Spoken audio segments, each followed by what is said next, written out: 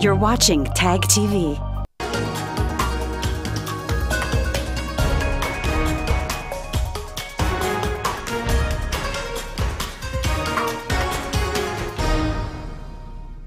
Hello viewers, I'm your host Uzma Jafri with another episode of South Asia Focus.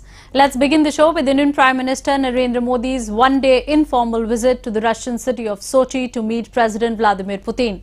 This visit that came in the backdrop of India's growing leverage at global platform focused on further strengthening of the years-long diplomatic and cultural camaraderie between the countries. A report.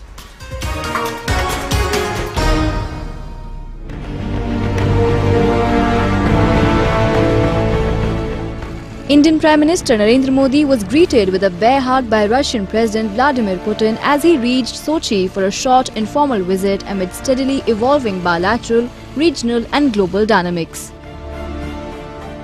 Apart from the discussion of the bilateral agenda, the visit also assumed significance as it came at a time when the United States has pulled out of the Iran nuclear deal and has imposed several economic sanctions on Iran, a country where both Russia and India have their extensive economic projects underway.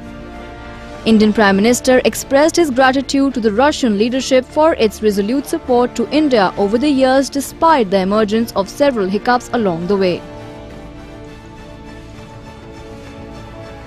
खुशी की बात है, चाहे SCO जिसमें आपने बहुत बड़ी भूमिका अदा की भारत को परमानेंट मेंबरशिप दिलाने में, चाहे ब्रिक्स समिट हो, चाहे सीकांग हो, चाहे नॉर्थ साउथ कॉरिडोर की बात हो, हम मिलजुल करके एक के बाद एक अनेक मैकेनिज्म में साथ काम कर रहे हैं और सफलतापूर्वक आगे बढ़ा रहे हैं.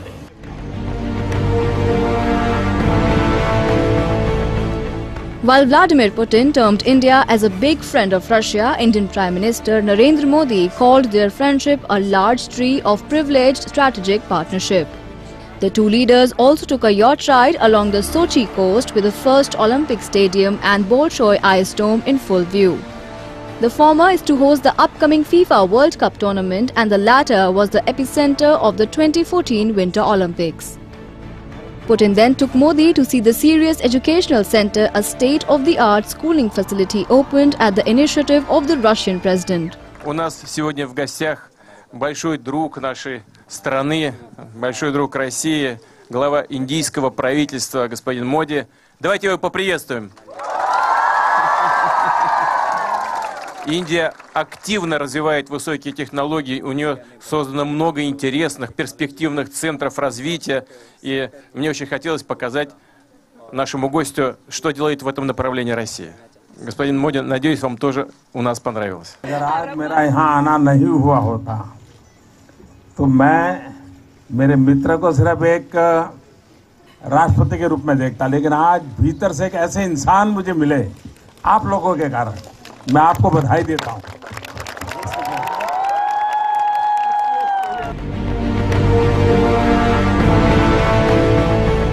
Russia continues to remain the largest arms supplier to India despite United States' growing proximity to Indian defense market. World's fifth largest military spender, India imported 62% of the total arms from Russia during the period of 2013 to 2017. In December 2014, the two countries set a target of $30 billion bilateral trade by 2025. According to Russian Federal Customs Service data, bilateral trade during 2016 amounted to $7.71 billion, which is likely to grow as both countries have once again vowed to take their ties to a new level. Russian President Putin is likely to pay a formal visit to New Delhi later this year. Now we take you to Pakistan's Sindh province, where many political activists and intellectuals have gone missing. Recently, the family members of missing persons carried out a sit-in protest in Karachi city. However, the peaceful protesters were attacked and tortured by the security forces. We have a report.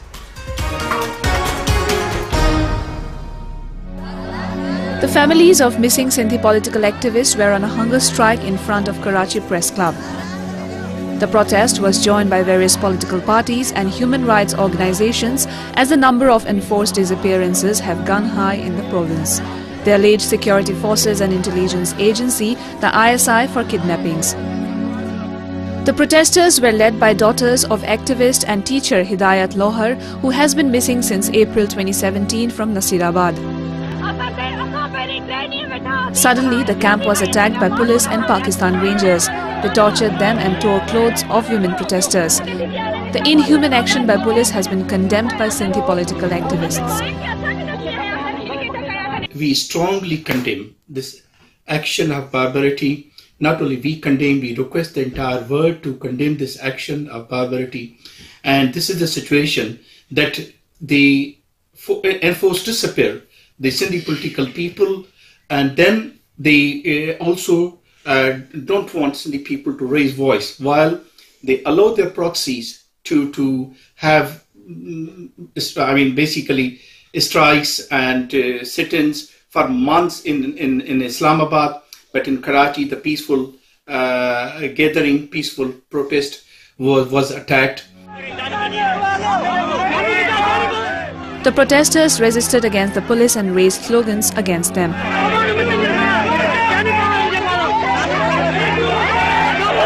Political activists appealed and urged the people of Sindh to mobilize and protest the fascist action of Pakistani forces and stayed in solidarity with the families of missing Sindhi political activists. Germany-based Sindhi political activist Shafi Burfat said Pakistan is losing ground as its people are facing persecution.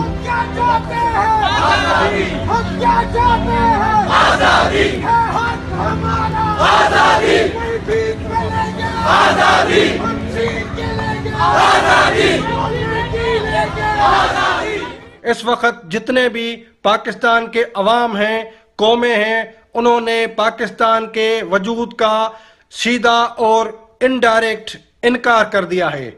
अगर इस वक्त दुनिया देखे कि पाकिस्तान के अंदर जो पश्तून है, पश्तून कौम कह रही है कि ये जो दहशतगर्दी है इसके पीछे वर्दी है। बलोच कौम अपनी कौमी आज़ादी के लिए मज़ाहमत कर रहे हैं। सिंध में सियासी कौमी तहरीक फिक्री और नजरियाती तौर पर पाकिस्तान को मुकम्मल रद्द कर चुकी है। और तो और इस वक्त पंजाब के लोग पाकिस्तान की तारीख में पहली बार ये कह रहे हैं कि वोट को इज्जत दो। इसका मतलब यह है कि पाकिस्तान में जमहूरियत भी एक ढोंग है, पार्लियामेंट और जमहूरियत उसकी कोई हैसियत नहीं है। There have been over 1,200 known cases of enforced disappearance in Sindh, Pakistan since 2010. The past year has been a surge in cases with 160 people disappeared since February 2017. Security forces in Sindh have been known to abduct victims in broad daylight, sometimes dressed in plain clothes and other times in official vehicles and uniforms. They are able to act with impunity because the government refuses to take meaningful action on allegations of enforced disappearance and has not once brought a perpetrator to justice. The disappeared are often human rights and political activists or journalists who have spoken out against the government's policies and actions against Sindhi people, including environmental degradation, the maladaptation of ancestral lands, displacement and the loss of livelihoods, and large-scale development projects without the consultation or consent of the local communities. Security forces allegedly abduct the activists and journalists and hold them incommunicado for anywhere from days to years. Activists such as Allah Wadhai Mahar and Suhail Raza Bhatti have been missing for years without any knowledge of their whereabouts or status. Moving on to Afghanistan, where the political and the security situation continue to deteriorate. On one side, the insurgent groups have intensified their attacks across the country. A political infighting to grab hold of power is taking the center stage on another side. Taliban, which doesn't want the democratic exercise of elections to succeed in October this year, has been successful in creating a mass panic and paralyzing an already weak government of the country. A report.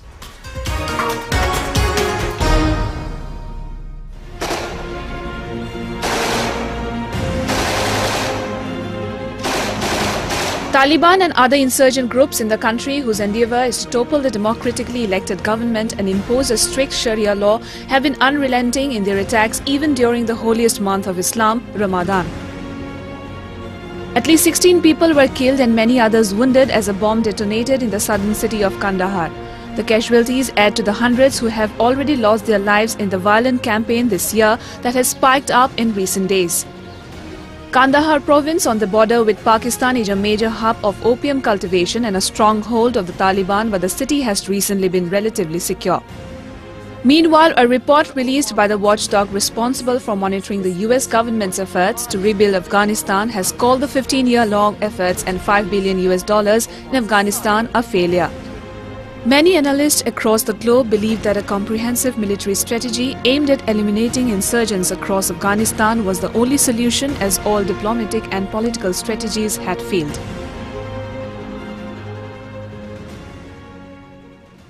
Taliban is not there just for talks. They want control. And you know what happens if Taliban comes into control. The history is enough of a proof of what they do.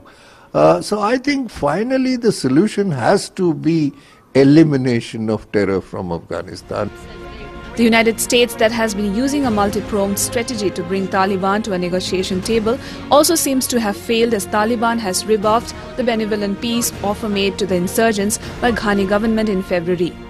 In fact, they announced the start of the new spring offensive dubbed Al-Khandak on April 25. With a greater US military campaign expected against the Taliban's field commanders and special units during the next several months, and Taliban's likely reciprocation to those attacks is poised to bring a challenge to the country's much-delayed elections. In addition to the underlying problems, poor governance and endemic corruption have seriously impacted the fighting capacity of Afghanistan against the insurgents. We are now joined by Qamar Agha, an analyst on South Asian political and strategic affairs, to further talk over the issues. Mr. Agha, how do you see the political and security situation in Afghanistan at present, when Taliban and other insurgent groups have intensified their attacks? You see, both political and military situation is deteriorating day by day. Large number of cities and towns virtually are captured by the Taliban militia, and the local army, the Afghan army, is incapable of fighting with them or taking back these territories for a number of reasons. Number one is they are not well trained. Secondly, they don't have good equipment. The heavy machinery, they are not covered by the Air Force. Most of the time, Americans do provide some time, And third thing is that the American army is not present there. It's a very small number. They are giving only training to these people. So they lack equipment, they lack training, and they are, at best you can call them a paramilitary force. Talibans are much better equipped. Talibans have much more motivated, and they have full support from Pakistan. Do you think the government and security agencies of Afghanistan are equipped and ready to provide a conducive atmosphere to the much delayed election 2018? Number of people, who went for registration were killed in a mosque, in a bomb blast at a mosque. And after that, they are scared. People are not coming forward to get themselves registered even, I don't think, the political institution or the bureaucracy is fully equipped, to register a large number of voters from across the country, They cannot go to a number of areas. They don't have reach over there. The Taliban have boycotted the election. They'll not allow people to get registered, Before the election, the first thing, they should get rid of Taliban and or liberate all those territories which are controlled by ISS or Taliban or other military Haqqani network and others. And that is possible, Thank you, Mr. Agha, for your views. Out of numerous countries who claim to be allies of Afghanistan in its protracted war against Taliban and other insurgent groups, India is the one which has shown true intent, both in words and action, to rebuild the war-ravaged country. India has not only been building its infrastructure, but also been developing the human resource by providing them institutions in its own country.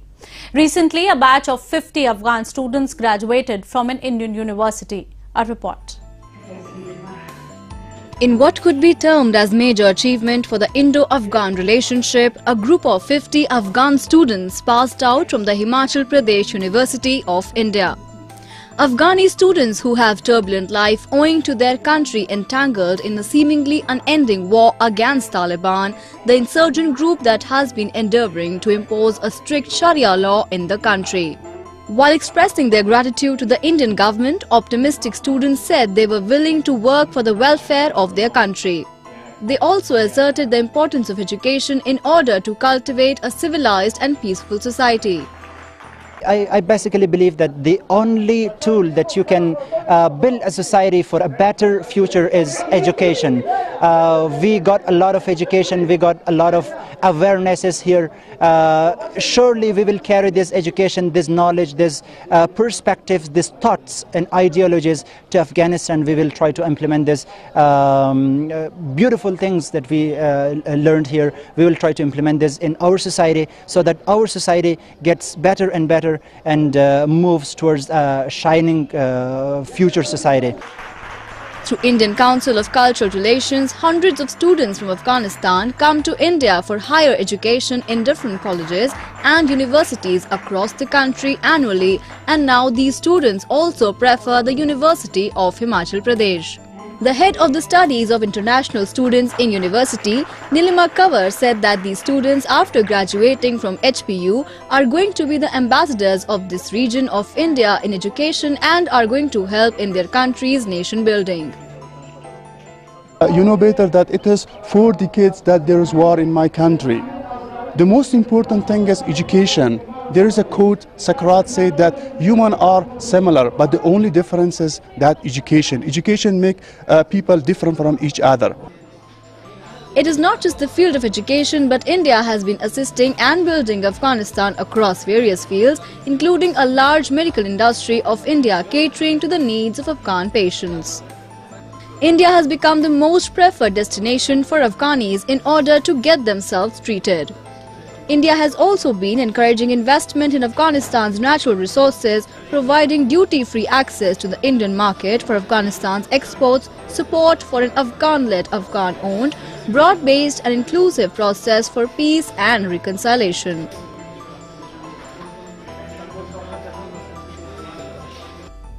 India has also been encouraging Afghanistan in building its sports arena, adhering to which Afghanistan cricket team also got its first home ground in India. Moving on to Sri Lanka, where a heavy monsoon has wreaked havoc in at least 6 districts of the island nation. Thousands of people have been displaced from their homes and are living in relief camps provided by the Sri Lankan government as their homes and localities were inundated by incessant rain.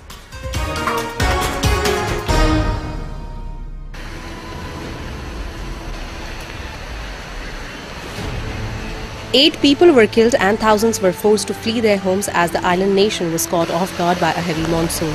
A large number of low-lying areas were inundated, forcing people to take shelter in the government camps. The government reported that 3 of the deaths were caused by lightning strikes, 2 from falling trees, 2 from floods and 1 from high winds. 5 districts suffered major flooding, with some receiving up to 35 centimeters of rain in just a few days. The government has issued a landslide warning in 7 districts and urged people in low-lying areas near the swollen rivers to be extra vigilant.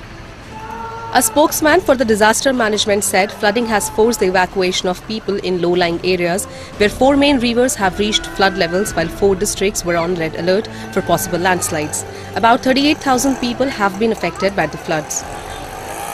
Already we deployed 3 forces for the evacuation purpose. Over 5,000 forces are already attached, especially this highly affected 6 districts.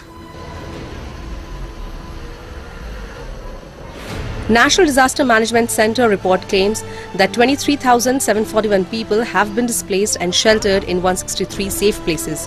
In totality, 66,340 have been affected by the adverse weather condition, as per Colombo page. Sri Lankan government, however, ready to meet the challenge, says the coming days were significant as more rain was expected. Day after tomorrow is a critical day. We expect more than 150 millimeters rainfall. The southern west monsoon typically peaks during the late May to the beginning of the June in Sri Lanka, with prevailing winds from the south and southwest streaming towards the Bay of Bengal. The areas that usually receive the heaviest rain are the south and west of the country, including Kalutara, Ratnapura and Colombo. During the 2017 floods in Sri Lanka, more than 600,000 people were displaced and over 200 people died. The floods also exacerbated a major outbreak of dengue fever, which saw more than 180,000 people affected with the disease. Keeping the fragile arrangements in consideration, experts have said that it is highly likely that there will be a dengue outbreak this year too, and have urged the government to initiate preventive measures to control it. Moving on to Nepal, where hundreds of adventurers have been granted permits to climb Mount Everest, the world's highest mountain. Among the 346 mountaineers who were granted permission to scale Everest this spring climbing season, there are daredevils from India and Nepal as well. Take a look.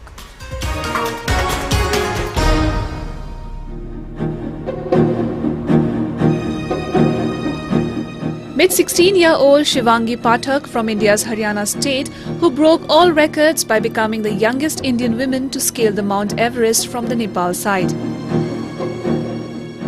अगर लड़कियां ठान ले तो वो कुछ भी कर सकती हैं, बस उन्हें एक छोटे से स्पोर्ट की ज़रूरत होती है और अगर वो चाहें तो वो दुनिया की किसी भी चीज़ को हासिल कर सकती है। बस उनको अपने दिमाग में और दिल में ये चीज़ ठान लेनी चाहिए। अगर मैं कर सकती हूँ, अगर अर्निमा सिन्हा कर सकती है, माउंट एवरेस्ट को सबमिट कर सकती हैं, तो वो कुछ भी कर सकती हैं लड़कियाँ। Ajit and Diya Bajaj, the first Indian father-daughter team to conquer Mount Everest, returned back to Nepal's capital Kathmandu with the message of equality. After their successful commencement of the journey, they called on Indian envoy in Nepal, Manjeev Singh Puri. The duo embarked on the journey to scale the highest peak in the world on April 16 and accomplished the feat in a month's time. Ajit was awarded the Padma Shri in 2012 for his active contribution to the field of adventure in India. What I'd like to say is that the girl child is very, very special. Take care of them, look after them, love them, and let them follow their dreams. I think girls in India aren't often given the same opportunities as boys, and especially in something like adventure tourism, you know, it's considered a boys' field or a man's field. So I'm very, very lucky that both my parents have always supported me and said, you know, go do whatever you want, whether that is, you know, climbing to the top of the world, and very, very excited and lucky to have been given those opportunities.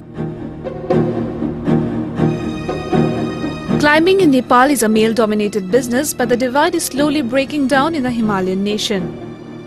48-year-old Nepali mountaineer returned to Kathmandu on May 20th after breaking the record for the most summits of the world's highest mountain. Kame Rita Sherpa, who completed his 22nd climb, was welcomed by family and other members of the Sherpa community, who presented him with traditional ceremonial scarves and auspicious food. He reached the 8,850-meter, 29,035-foot summit via the Southeast Ridge route, accompanied by 13 other climbers, including his clients. त्यो चाहिँ मेरो लागि मात्र हैन मैले राष्ट्रको लागि गरेको अब टेस्टडी कहिले जानुहुन्छ अब यो चाहिँ मेरो जिउको अब कन्डिसन हेर्नुपर्छ जिउ कन्डिसन ठीक छ भने म सधैँ रेगुलर दिन्छु हैन अब मेरो जिउको कन्डिसन ठीक भएन भने मैले छोड्नु पनि सक्छु. A boom in climbers has made mountaineering a lucrative business since Sir Edmund Hillary and Sherpas Tenzing Norgay made the first ascent in 1953. But the rapid growth in the climbing industry has accompanied complaints of overcrowding on the mountain and fears that inexperienced mountaineers could run into trouble. According to the China-Tibet Mountaineering Association, another 180 climbers climbed Everest from its north side in Tibet. With that, we come to the end of this week's episode. See you next week. Goodbye and take care.